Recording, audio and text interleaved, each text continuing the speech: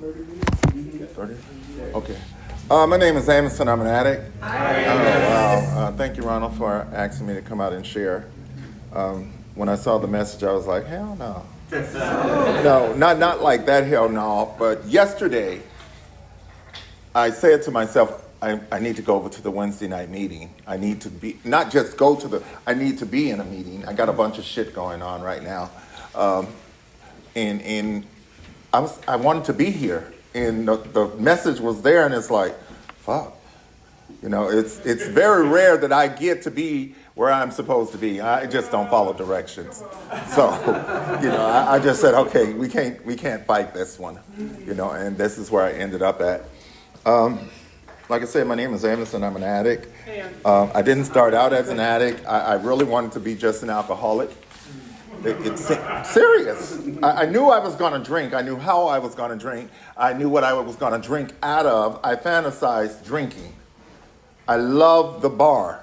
I love the bar. I love the loudness. I love the talking. I love the glass in hand. I love everything about the bar. The music, the rave, the lights. I love it. Oh, my God. I wish I could have just stopped there. Okay. I wish that where I could have stopped, you know, Tabasco's, the Eagles, Greg's Blue Dot, you know, all the good hot spots. I was there. I loved it. Sunset Junction. Oh my God, summertime in Silver Lake was like the shit, you know, and I wish I could have stopped there, but someone always brought something extra. Always. And I'm not a drug addict, but I'll take anything you have, you know. And I don't know, one day drinking just didn't seem as important as it was. And going to the club wasn't that much fun anymore. It was too loud, too many people. You know, I'm serious. I'm telling you, it made sense at the time. I didn't know the transition was happening. I didn't know that I had already crossed over, you know. I didn't know I'm at that point. They talk about the big book where there's no return to human, because everything that I did made sense. It made sense quitting my job, not going to work, getting on welfare 3 times. You know, everything just made sense. He doesn't have a job. I don't have a job. He's cute. He's for me. That was the only requirement. Dumb. Just dumb. Don't have a nice body to go with it. Oh, my God. You know, and this is how my life went. I mean, I literally lived like that. That was it. It was always about the party. It was, you know how people say, oh, I can't wait till the weekend. Fuck, I'm Monday, Tuesday, Wednesday, Thursday, Friday, Saturday, Sunday. This is my life. All I need is a drink to get me started and a few dollars. Go get me a little outfit. You know how you go to those cheap stores and get a like $3 shirt and some nice shorts. I was much smaller then, so I could dress it up real nice. And that was my life. If I had to just literally stay at somebody's house for the night, we can kick it.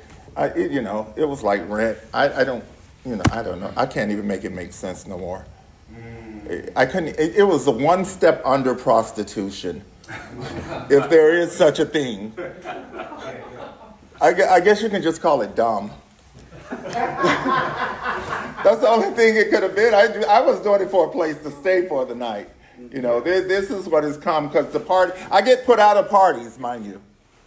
I get put out now. See, I'm at that stage to where I can't just smoke. I have to smoke and tweak. I can't smoke and sex. I can't smoke and watch a movie. I can't smoke and do nothing. I have to tweak. I'm now at the keyhole. I'm now holding my clothes like this as they're trying to pull my clothes down because someone is coming.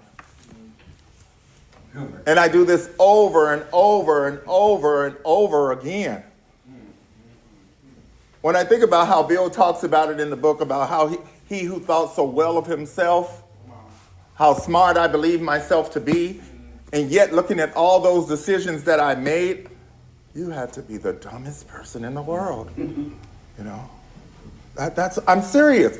Hear that? I'm 23 years sober and I'm still paying for those decisions. I'm not talking about financially. Financially, because my ass wasn't in school. I didn't do shit. I didn't take care of any of the things that one who's trying to do a life or get a good financial life as they get older should have done. Instead, I partied. And every time I met some beautiful people on my journey, everybody I met was not bad. And one guy in particular, he said, go back to college. I will pay for anything you want to do. And I just couldn't make it work. I just couldn't make it work. He leave to go to work at 6 in the morning. I leave out the house by 8. He gets off work at 4. I get there by 6. If I get there at all. And one day I just didn't come back home. And I wish this was the first guy that I had did this to, but I think he was probably number 3 or 4 by then. This is my life. I'm speaking from a younger Amos, and it was so easy to meet somebody then. Just walking down the street of Santa Monica, you can just meet somebody, huh, Jeffrey?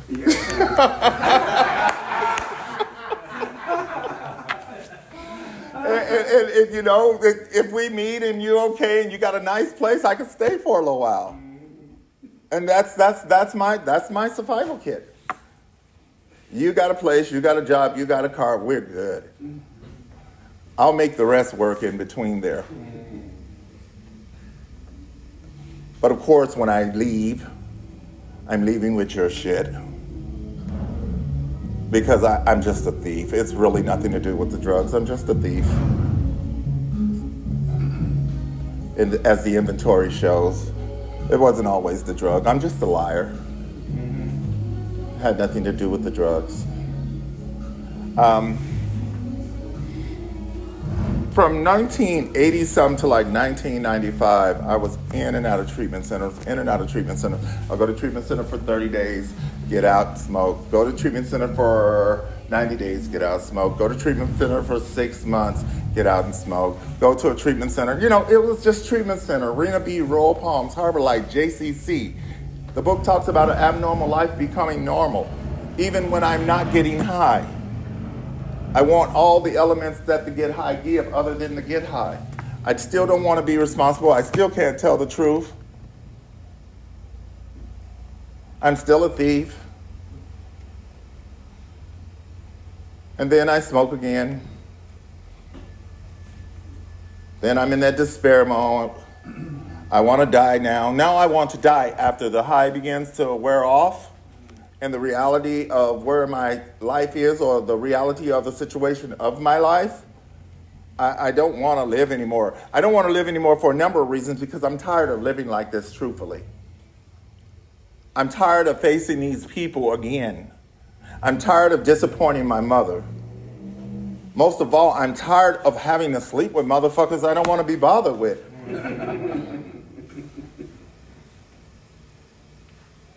It was okay in the beginning because I was there. But once I get high, I'm not there. It's an awful fucking feeling. And unfortunately, when I don't have any money, I got to play Misty for somebody.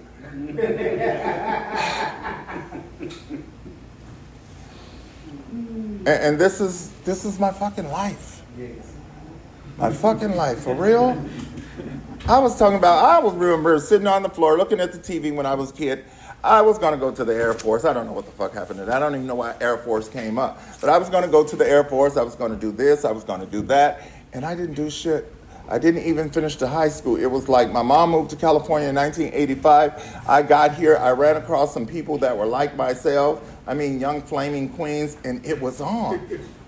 They didn't have any structure. They had no discipline. They got to stay out till midnight. They ran the streets all night. And I just loved it. I didn't get to do that back home. See, back home, I had too many brothers and sisters. I didn't really know no one. I grew up in this little block. It wasn't a big, the city is big, but my box was small.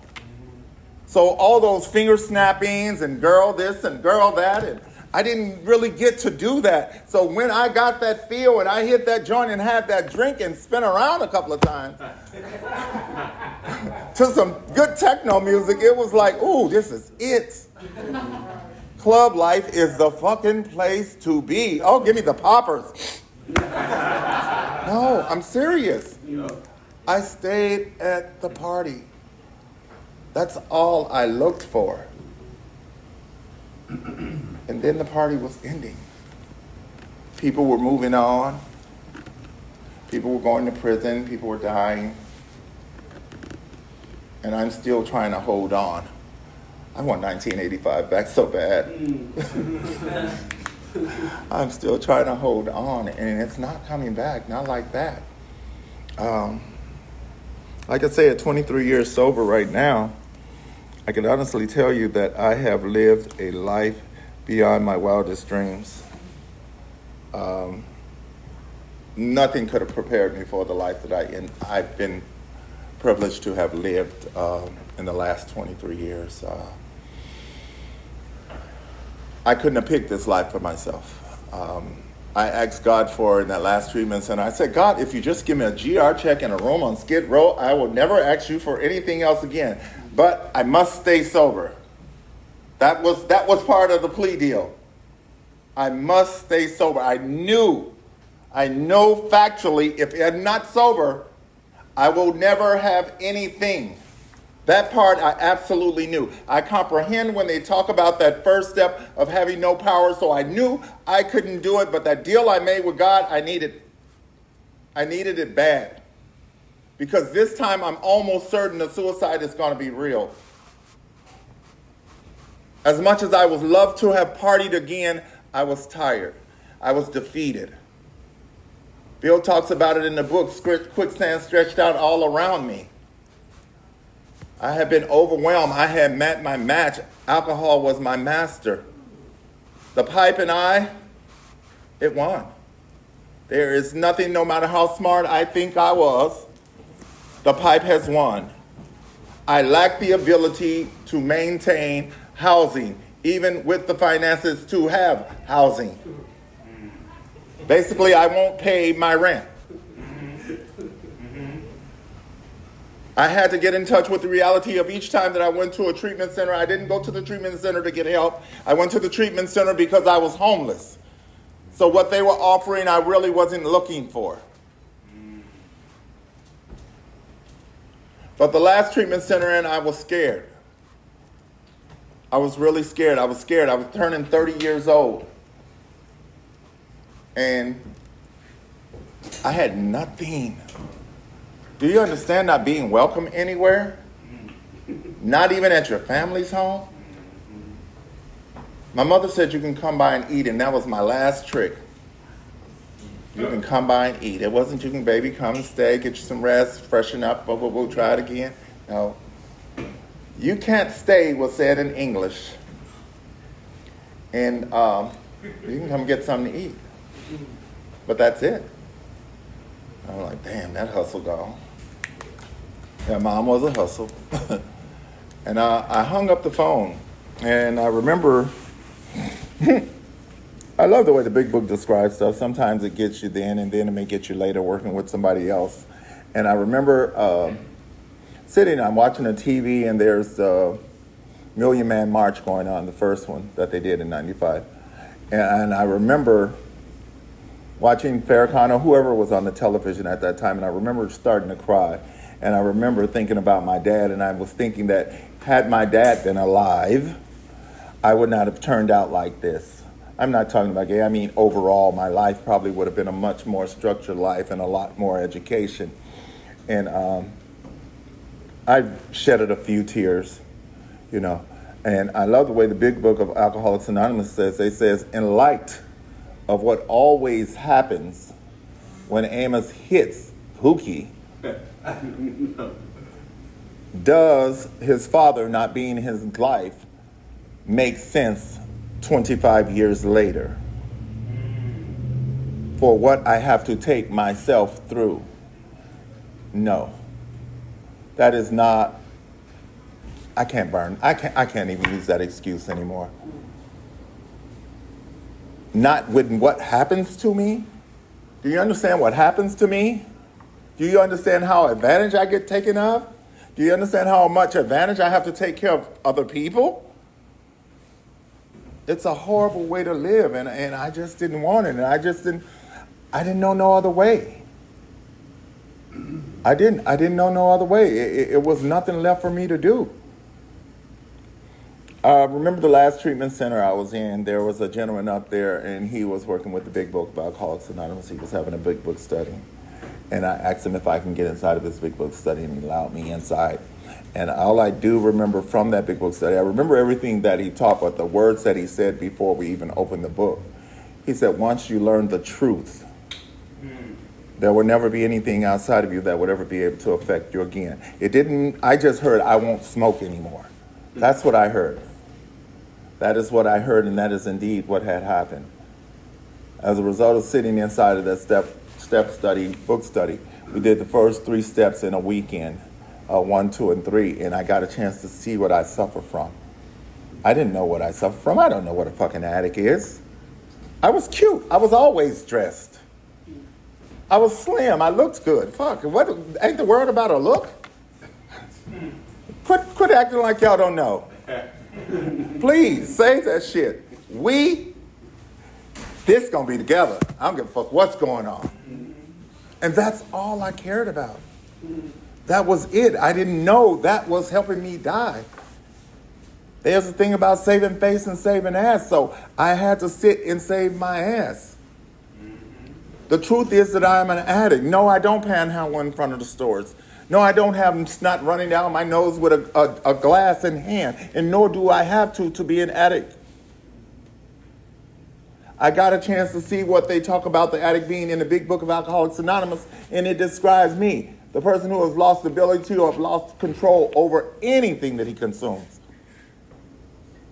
I don't know when I'm going to start. I have so many good opportunities. I'm telling you, superstar $1 million opportunities, but I drank. And it ends, it vanishes. I don't know why I can't call the job and tell them I'm not coming. There's nothing they could do to me over the phone, but my head, then I'm out there. It consumes me. So like I said, he was sitting there with the Big Book of Alcoholics Anonymous, and we went to 1, 2, and 3 in the weekend. And then I left that treatment center, and I got another sponsor, and he allowed me to do the rest of the steps with him. But in the process of doing that, it was about coming to a place. And the place I came to see that it wasn't y'all. It wasn't the treatment center. It wasn't the church. It wasn't my father. It wasn't none of that. It was me. Because when I got out of that treatment center that time, none of these things out here had changed.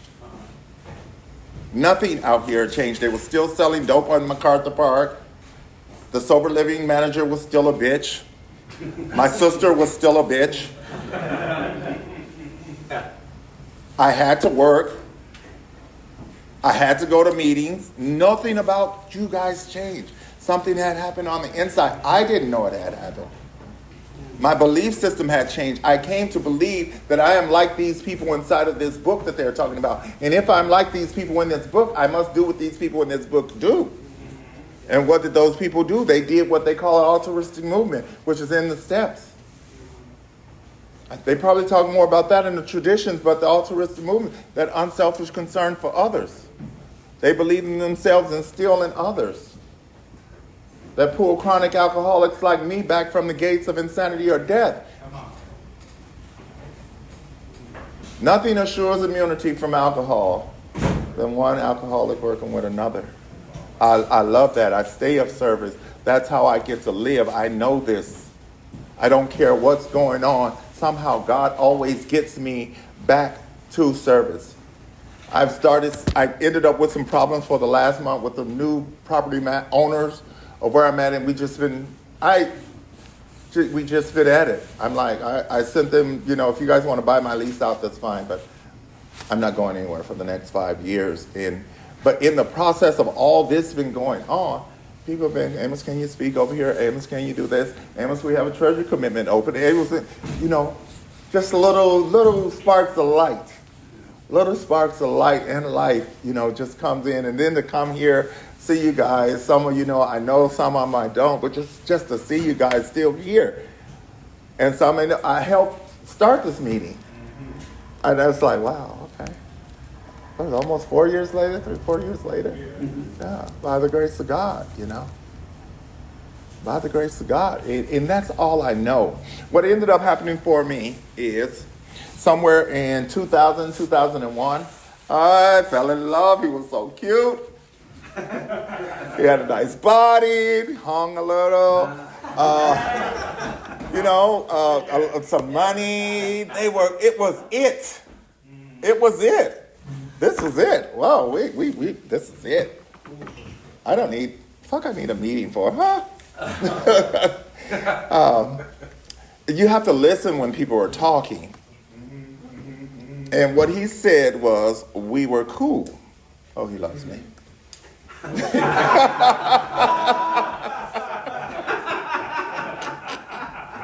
All this, he loved all that. And, what ended up happening is I stayed in that relationship. And what ended up happening with that relationship, they did not like me, let alone love me. And I was in love. So now I have to quit my job and work on my relationship because I need to convince you that I'm the one for you. These allergic people, they're talking about alcoholics, addicts. They say we can never safely use alcohol in any form. So when I started this relationship, I'm going to tell you, I had a video store, a Corvette, and a Camaro. At the end of this relationship, I had a bus pass.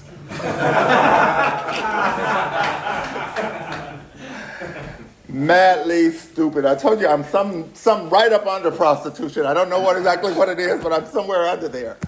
And I was like, oh my God, I got to get out of here. I got to get out of this. This is not where I want to be. This is not where I want to be. And I started smoking weed again in 2001. And I was trying to get that old 80s feeling. I don't know if you've ever took a drink or smoked again. Just trying to get that old feeling. Oh my God, it just did not work. They have moved on from joints. They're doing blunts now. They're doing out. I'm like, oh my God. Everybody's old. Bitches still in prison. All kind of shit. And it just wasn't working. I smoked the weed and I remember sitting in my apartment and I was like, you need to go and get you another sponsor. And I remember I tell people that was like tonight being here, that was one of those times where like you just couldn't ignore it. It was like I'm high as Cooter Brown and some could say, go get you another sponsor. And I went to a meeting that following week and I asked someone to work with me because I desperately believed that I was getting ready to have pookie or crack in my mouth at this particular moment. And I couldn't find anyone to work with me because arrogance, attitude, all that old shit. But I knew if something didn't happen, I was going to die. Not die, I was going to commit suicide. But I couldn't do that no more. And I remember running into a friend of mine and he said, I'm crying at this point now because no one will work with me and I want a sponsor desperately. I don't want to be where I'm at. And I asked this guy, he saw me, he said, Amos, don't trip, I'll give you my sponsor's number. And this is what I tell people. They say that what first was a flimsy reed proves to be the loving and powerful hand of God. I never known this man, didn't know people knew him all through Cocaine Anonymous. I never knew him, never even heard his name, but he gave me that number and he said, this man can help me, and I called this stranger. I didn't ask him what kind of job you have, what kind of car you drive. Are you black, white, what are you? Straight, gay? Give me some type of sign that you're for me. Okay. All I said was help. I didn't have no preference at this point. The drugs had did what it needed to do to get me to submission to the point to where anyone that was offering help, I'm willing to listen. And that's what the drug had did to me. It put me in a position to where I would be willing to listen and do it somebody else's way. We got back inside of a book study again. I was given a lay-aside prayer to lay aside everything that I think I know because it was very important because my ego said, I didn't hit the pipe again to get back here. You guys did. You know what I mean? That better then. And I stayed in that relationship, but I knew something was going to happen. And I kept going to the book study because what I was taught about the step is a detaching process. Do you understand? A detaching process designed to detach you from whatever it is you are attached to that has you in bondage. And this relationship had me. I wasn't smoking crack, but all signs said that I was. I ain't got no car. I ain't got no job. I ain't got shit. I'm holding on to nothing. Somebody who don't even want me. How do your self-esteem recover from that? But I kept going. I got a commitment at every meeting I went to. I had a commitment 7 days a week, so twice on Sundays. I didn't want to die like that. I don't want to die at all, but definitely not like that. I started back working with the sponsor again and got a chance to go back through step one. I got a chance to see why it is that I give up everything for nothing. The physical allergy that makes me keep going. Although I only want one, I end up with 1,001. Why am I going back for 1,001 when something on the inside is not good enough? Something on the inside. That's why I stay in service. I need to be reminded. I need to be reminded. When that thing starts talking to me, I got to respond. And I don't want to respond with a drink. Because they say, to me, it's an easier, softer way. I know where I end up at. I got a chance to look at step two, and we surprisingly are back at step two again, because right now with everything that's going on, my sponsor said, you know what? Get in the book study. We're at step two. That's exactly where you need to be. And I was listening to somebody last night speak in a meeting, and all she talked about was, stop trying to run every motherfucking thing. And I was like, oh, okay, bitch. Enough said. I ain't saying I got it, but I understood it. I'm making it hard for myself. I can't control that owner. I can't control the maintenance people. I can't control the irate customers that come through. But I can do something about myself. I don't have to respond. I get a chance to look at the power of God with what I don't do, not what I do. You know, what I didn't do is go fall in that hole in back of my door and say, oh, lawsuit. That's what my head said. We need to stay one up on them. No, for real. My head said we need to stay one up on them. Just shoot them. This is what's going through my head. I'm telling you, they need to see the gangster. I thank God for you guys. I'm serious. This place tonight saved my life. That's what rooms like these have been doing for 23 years for me, saving my life. The worst thing that could ever happen to me happened a year and a half ago. My mother passed. It haunts me every night. Even though we were great, I thought I would be okay with it because I got a chance to make her smile. But it still haunts me still. I need the power of God constantly. 3, I remember a gentleman telling me one time I heard him speak. He said he didn't believe in God. And I'm like, oh, that motherfucker's going to burn. You don't say nothing about God bad. Never. Lightning going to strike you. Seriously. But he said he didn't believe in God. And I heard him say it from the podium. He said he didn't believe in God. And I understood it when he said it because I felt the same way. But what he did say is that he believed in results. And step 3, you don't have to believe. You just need to be willing to believe. The results will show you the rest if you do the rest. The results of 4 through 12 will reveal itself if you're willing to do it. But hopefully in 1, you've had a bad enough experience to where 3 won't be a problem. 4 won't be a problem. 5 won't be a problem. 6 won't be a problem. You will have no problem if you have the experience you need to have in 1. We will see each other on a constant if you've had the experience that you needed to have in 1. And we won't be in a smokehouse together. I'm praying that doesn't happen. But you must have that experience in 1. That powerless experience is a must. I have to see, not just when it comes to drugs, Not just when it comes to drugs, even right now as I talk to you guys, the whole situation with my landlord-tenant thing, even the powerless in that. Really, I'm powerless. Yeah, I got a 5-year lease, but for the most part, I don't have what it takes to keep fighting. I can't go to work every day and it's something different. I'm willing to walk away for my peace. And as everybody told me, don't do nothing to go to jail. I'm not trying to go to jail. I'm too pretty. You know what they do to us? No, but listen, you guys, I love you. Thank you again, Ronald, for allowing me to come out and share. Thank you guys for being here. There's an awesome process outlined in the big book of Alcoholics Anonymous. It is a freedom process if you are willing. Thank you for letting me share.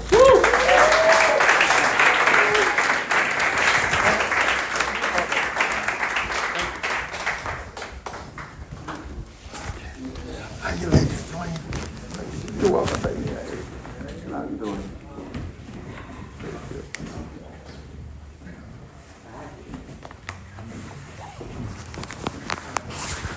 We are self-supporting by our own contributions. The present condition will be observed at this time. I have an idea in